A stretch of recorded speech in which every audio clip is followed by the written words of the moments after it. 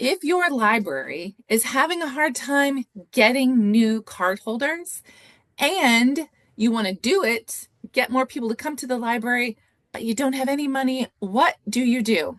I've got 4 tips for you in this episode of the Library Marketing Show. Hi, everyone. I'm Angela Hursh from superlibrarymarketing.com. You can go to the website and sign up to receive an email notification every time I post. You can also ask a question for a future episode by clicking on the Library Marketing Show tab. We're going to begin today's episode with a spin on kudos. We normally start by giving a shout out to a library that's done something in library marketing that we think needs to be celebrated. However, a couple weeks ago, a friend of mine who is a librarian was on a podcast called The Checkout Stack. And so I was getting on there to listen to her episode, and I realized there have been a whole bunch of libraries who've been represented on this podcast. So today I want to give a shout out to The Checkout Stack. Every episode, the host of that podcast interviews a librarian and talks about books. It's basically a book discussion. There are reading lists that come out of every podcast, and I think it's a great opportunity to reach a new audience. I want to give a special shout out to Chris Hickey from the Columbus Metro Library. That's my friend. We went to college together. She was on a recent episode. I'm going to share her episode because I'm, biased for her, and you can look at that at the podcast and see all of the past episodes. Thank you to the host of the Checkout Stack, and great job to everybody who has appeared on that podcast. All right, let's get into today's topic. This is actually a viewer question from someone living in Hamilton, New Zealand, and they have a problem I think is going to sound familiar to you. They're trying to attract new people to the library, and they don't have a very big budget, probably zero money. So they want to rely on social media because it's a free way to reach out to people digitally. And I have 4 tips to use social media to do that. Now, I'm going to caveat this by saying I want us to be focused in this social media work. You know how I feel like overall about social media, it usually is not the best way to communicate with your cardholders, but it can be an effective way to reach new people. Number 1 is to start posting video to YouTube. I have 2 reasons for this. Number 1, video is hot right now. Everybody wants to watch tutorials and or videos, promo videos, funny videos. It's just the way the world is right now, especially on social media. The reason I put YouTube at the top for video content is because YouTube is owned by Google.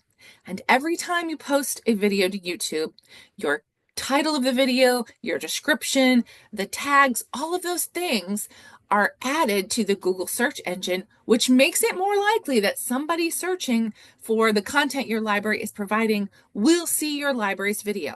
Now, you need to be pretty specific. You probably want to add the region or geographic location of your library to your title and or the description so that that search result shows up in front of the right people.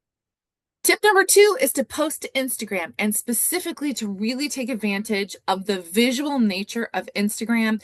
You can showcase your events, you can showcase your services, you can showcase your staff and books and all kinds of things. Be creative with your photos and videos on Instagram. Use geographic tagging on Instagram, again, to make sure that the people who are in your area get served your reels and your posts and your stories, because those are the people you're trying to reach. Tip number 3 is to post to Facebook, but to do it strategically. Y'all know how I feel about Facebook. I'm going to put a link to my current thoughts on Facebook up here. So it's not great, again, for contacting your current cardholders, but it is good for outreach if you do the following things.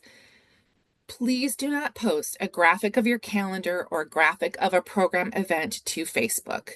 Those don't get any reach or engagement. Instead, get somebody in front of the camera, maybe you, maybe a staff member, to talk about an upcoming program or event. It would even be cool to edit a little video, maybe an iMovie with some photos of that event. If you have past photos from past times of that event, to add to it, a little bit of music, something to make it really engaging. You can also do polls or live events on Facebook.